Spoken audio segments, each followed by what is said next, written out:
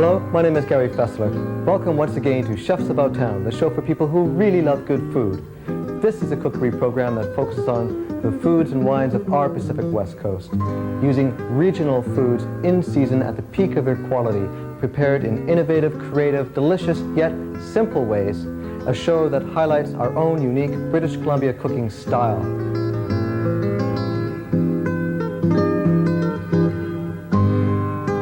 Each week I'm joined by some of BC's most talented food and wine professionals.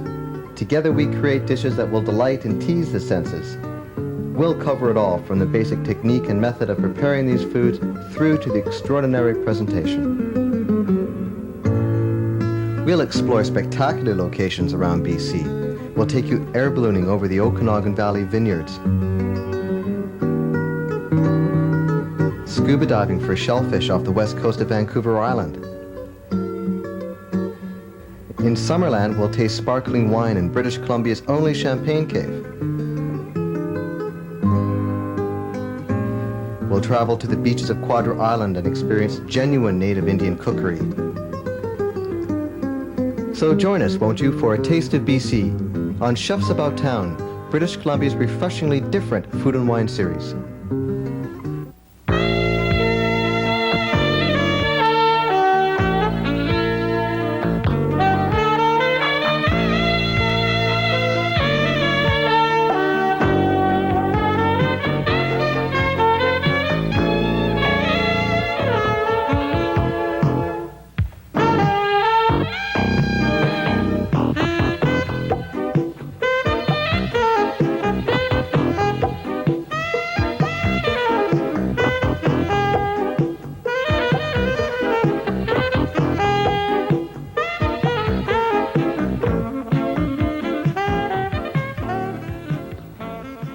Hello, my name is Gary Faessler. Welcome once again to Chefs About Town, the show for people who really love good food. This is a cookery program that focuses on the abundant variety of fresh, natural foods we have here in British Columbia. Each week, we have a guest chef that comes into my kitchen and helps us celebrate these foods by preparing them in creative, sophisticated, yet simple ways. Case in point, my guest tonight, restaurateur, owner of Bishop's Restaurant on West 4th here in Vancouver, John Bishop. Welcome, John. Hi, good evening, Gary. How are you? Nice to be here. Very well, thanks. Nice to see you again. Yep. So, today we're going to be preparing something a little different. Yes, I brought along some vine leaves very kindly from my neighbor's garden. Unfortunately, I couldn't go up to the Okanagan to get them. From your neighbor? From my neighbor, very kindly. Does he know about this? Well, he's got this new vine that's about 2.5, 3 years old, and it actually needs to be kept pruned down a little bit to encourage. So you're doing him a favor by... He did me a favor. He pruned a couple of leaves. And what we're going to do is take the vine leaves and stuff them, not in the traditional, possibly the Greek way that you may have maybe more familiar with, right. But more in an Asian sort of style, using double ground pork, some fresh local seafood, which in this case are little baby fresh prawn tails. Great. And then the Asian influence will be green onions and ginger root, and to sort of give it a sweet and sour taste, a little honey mustard. Honey mustard? Oh, honey mustard, wonderful. Yeah. And that's, I mean, a really wonderful summer dish, or even a harvest dish that you do during grape harvest. Sounds terrific. And this is actually the introduction of the honey mustard is very Asian and Chinese, isn't it? Because of sweet and sour type of idea. Right. And it's a very simple dish. And the sauce that we're going to prepare with it is going to be made with Chardonnay from the Okanagan. So. A bottle that I brought back from Cedar Creek, as a matter of fact. Coincidentally. Yeah. Did you want to start this now? Or? Yes, I will. Basically, we take a mixing bowl, and our ingredients, as I said, are the double ground pork. Now, we're going to make probably just 4 little packages for ourselves today to start with. So, sounds good. We take, first of all, the ground pork. I've hand peeled some of the prawns to give a bit of a start, but I can show them to you here. You see? Oh, great, yeah. Basically, you buy the prawn tail. If you buy them head on, just take the head off, and then just take the... That's very easy. Very easy. Try and buy them fresh. Absolutely. If you can. We need, for the 4 little packages we've got, we probably just need, we'll say 4 of them. I love our sweet local prawns. They're extraordinary. They are, and they've here. been pretty readily available in the last while. I just want to mince those up to match the ground pork. You can also, if you wanted, for some reason, if you prefer to use, you could use fresh crab meat as well. That's a good alternative. Okay. Or both. Or both. Oh, well, you could use both, yeah. Prawns, actually, prawn tails today end up being quite a bit cheaper than crab meat. Crab meat has become It still is quite expensive here isn't it?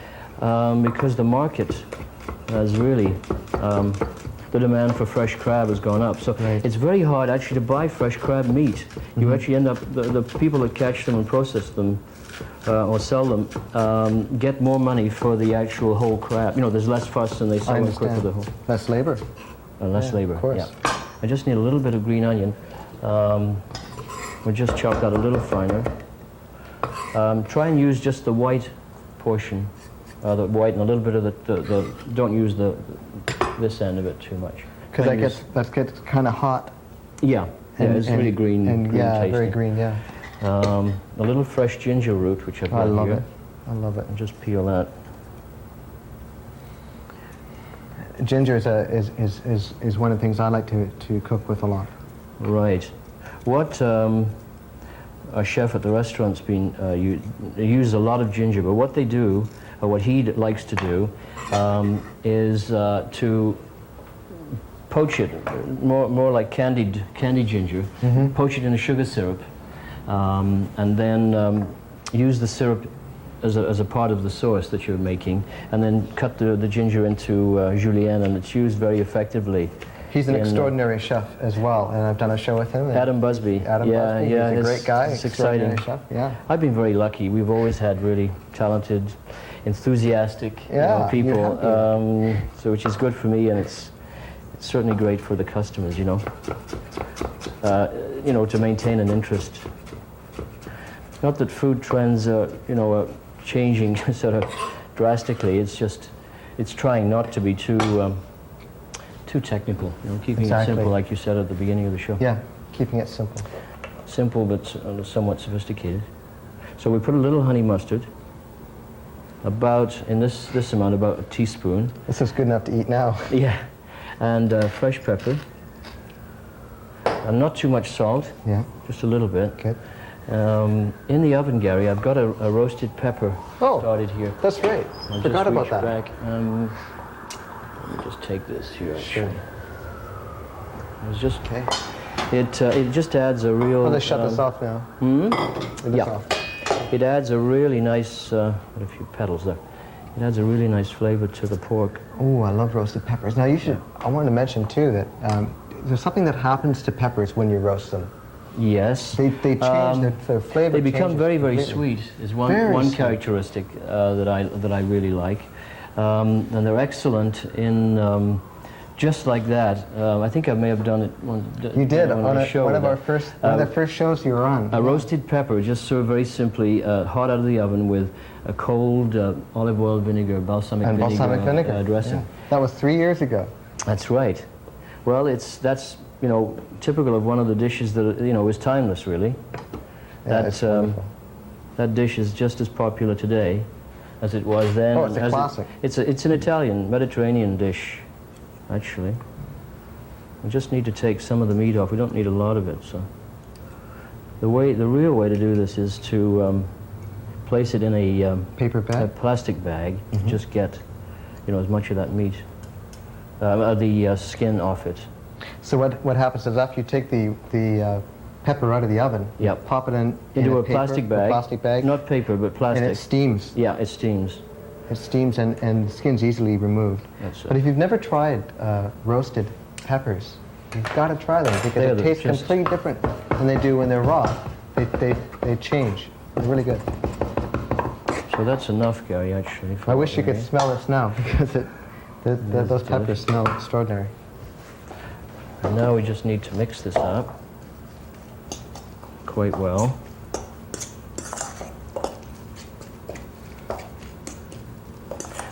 The seasoning proportion of it, you pretty well have to guess, because unless you want to cook off just a small amount of the mixture, I would say err on the light side, because the ginger is pretty flavorsome, and the honey mustard. You don't want to eat. Usually we taste all the time as we cook, but you don't want to be eating the raw pork. No, the cooking time is important with this. Although pork today we don't have to Work too much. cook for hours and hours and hours. Well, that's what the people that are responsible for marketing the pork claim anyway.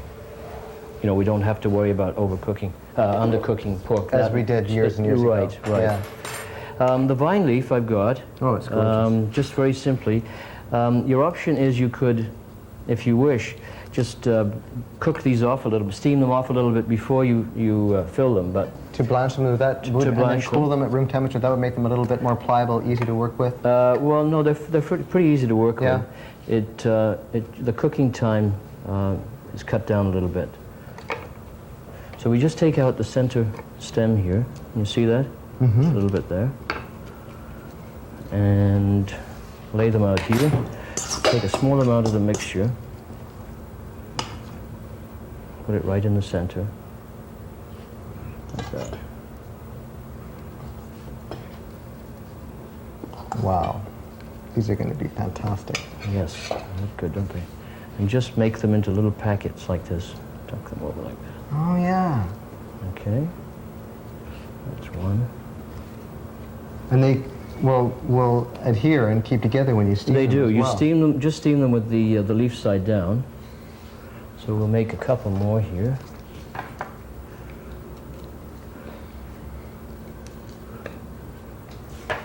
This is a great idea. Now, if you don't have your own vine leaves, and you have a crabby neighbor next door that wouldn't appreciate you taking theirs, is there an alternative? Yes, you can buy, especially if you have a shop that's, a Greek delicatessen or one that supplies, Greek food ingredients. They usually will have, dolmades they're called, they have them, you can buy the canned, pre-cooked grape leaves, vine leaves. And use those. And use those, right. They're totally fine. There's a little brown piece there. What about when the leaves start to change color a little bit? Yeah, you want to try, if you're selecting them off the vine, try and get the ones near the top or the end of the vine, because they'll be, younger and more tender. Yeah, right, exactly. So, we've got our little packages, and we've got the steamer preheated here. Fantastic. This is a Chinese steamer. If you don't have a basket steamer, you can improvise with, you could use a strainer of some description set over a bowl of hot water, steaming water. But these are really inexpensive too, though. Very inexpensive. I mean, but if you're part of the country where you not access to Asian, so we cover them up, steam them for about 15 minutes. Depending on the size. Now these ones here, the larger ones, will probably take about 15 minutes. These small ones, this is a very effective steamer. It doesn't take long. It won't take long at all. Doesn't take long. We'll just turn it up a little bit. There we are. And do you have time to sample this wine? What a good idea. Okay. Yes, before I make the sauce. This is really getting hot in here, and you've been working so hard. So let's do that. Oh, this is a really nice Chardonnay. John? Very nice.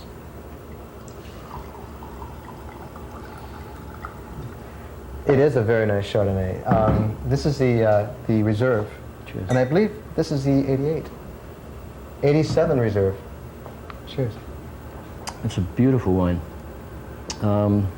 Again, we talked before about local wineries and how much the wines have improved and continue to improve.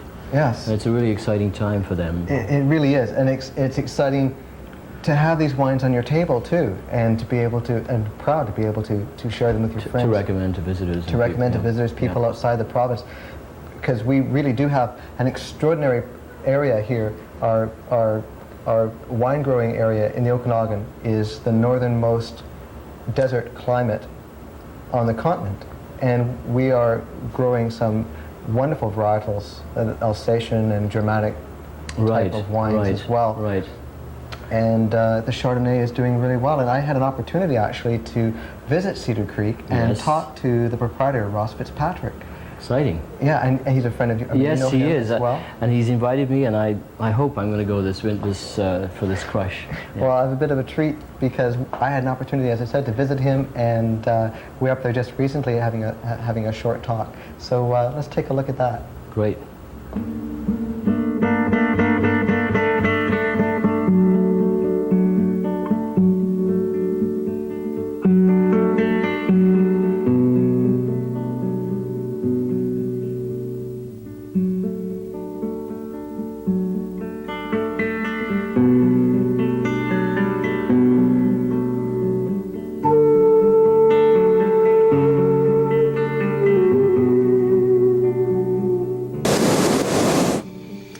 You know, to enjoy and really appreciate good wine, you have to go to the vineyards where the grapes are grown and the wine is vinted. And that brings me to why we're here, thanks to the expertise of Mike Thompson, owner of Stardust Ballooning. Good afternoon, Mike. Good afternoon, Gary. We are aloft over the Cedar Creek Estate Winery, just 12 kilometers from Kelowna.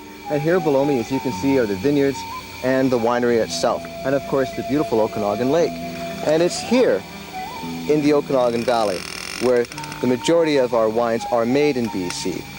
And in just a moment, we're going to be descending to talk to Ross Fitzpatrick, proprietor of Cedar Creek Winery. These wines are well known for being sophisticated as well as world-class, award-winning wines.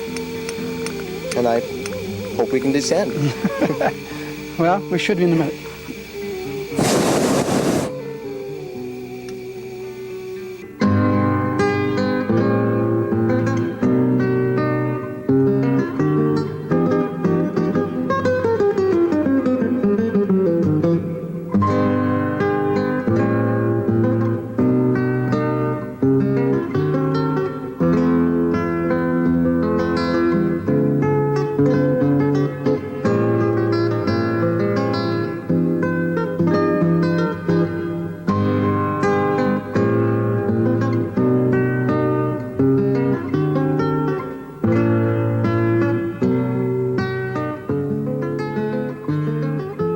Well, Gary, it's really nice to have you up here. We talked about you coming a few months ago, and it's great that you're able to get to Cedar Creek Estate Winery in the Okanagan, particularly on a typical Okanagan day. Oh, it's just spectacular weather. It's hot, there's not a cloud in the sky, it's beautiful, the Okanagan Lake in front of us, it's the rose bushes. What a view. And of course you came to taste some of our wonderful wines. Our Chardonnay Reserve, which these Chardonnay grapes were growing in our vineyards here, and we're doing something somewhat different, I think, than the wineries have previously here, in that we are developing a very sophisticated type of wine. It's a drier wine. We're using varietals that are not necessarily known in the Okanagan Valley, but are internationally accepted varietals. This was part of what I wanted to do when I came back to the Okanagan. You know, I was born here. Yes. My grandparents came at the turn of the century, and then I went off to do other things, but I always wanted to come back, and one of the reasons that I wanted to come back was to show that we could do some things agriculturally, particularly in the grape growing and wine industry in the Okanagan, that can do in other outstanding wine regions in the world. I couldn't agree more, and I'm so glad you did, because you're really making some wonderful wines. This is certainly an example of that.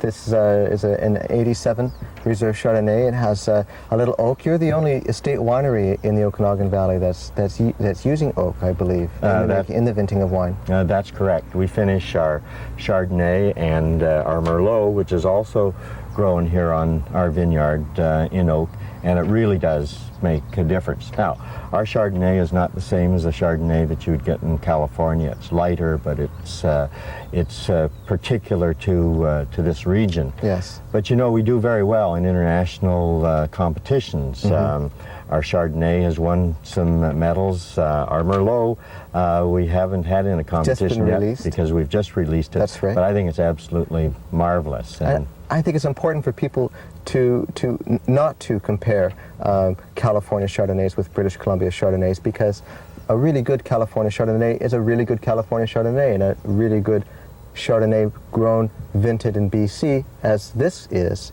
also very good. They're just different. So they shouldn't be compared to each other. They should be enjoyed for what they are. That's right. Well, we really are making a new start in the wine industry in British Columbia by introducing wines like our Chardonnay. If you look up at the hillside, you'll see a lot of new plants. And That's right. And I bought the winery in 1986, and the first thing I did was pull out the hybrid grapes, and we're now planting Chardonnay, Merlot, Pinot Auxerrois, and Johannesburg Riesling and some Gewürztraminer. Semillon? Well, the Semillon we get from down south in the valley. There's a vineyard in Summerland that we get the Semillon from. Marvelous. But most of the wine that we make is grown here on our vineyard. About 70% of our wine will be from grapes that we produce. In another year, when you come back, this whole hillside will be planted with vinifera grapes. It's marvelous, marvelous. And now you have a spectacular winemaker as well, Helmut. Helmut Dadi is who's Austrian and got his training in Austria, and then came to the Okanagan about 20 years ago. Worked for some commercial wineries, but now he has his dream, because it's a small winery and we have the most up-to-date equipment, and obviously his dream is coming true with the types of wines that he's producing in the competitions that he's winning. Well, he's doing a spectacular job. We're just delighted. And thank you very much for having me over today and sharing this wine. Well, you're very Having this welcome, chat. and I hope you'll come back, as well as others from Vancouver and British Columbia And across Canada. and across You Canada bet. to enjoy the Okanagan, and in particular Cedar Creek Estate Winery. Well, thanks again, Ross. You're very welcome. We'll see you in Vancouver. The winery up there is extraordinary, and so is the whole of the Okanagan Valley. And there's a lot of places to visit, a lot of wineries, a lot of people who are as enthusiastic and committed as Ross. But it's certainly one of our better wineries. Right. No, it's exciting, and I hope to go. Gary, just to finish off, while our vine leaves are just finishing cooking, Right. The reduction I've got is white wine with a little bit of butter, and it's the Chardonnay that we've used. I'm going to add the cream at this point, and I've reduced the wine quite a ways down with a little bit of butter added to it, and we'll just bring that back to a simmer. And let's look at the vine leaves. Yes. Wow. That generates really surprising heat. a lot of heat. In fact, I would probably suggest maybe we should remove it while you're doing this. See it, just so that you don't Burn yourself? burn yourself. Right. Good idea. And we'll offer 2 per person, I think, just like that. Let's turn this fire off. Yes. And the sauce is reducing quite nicely. Oh, yeah, that's it thickening doesn't nice. have to be terribly thick,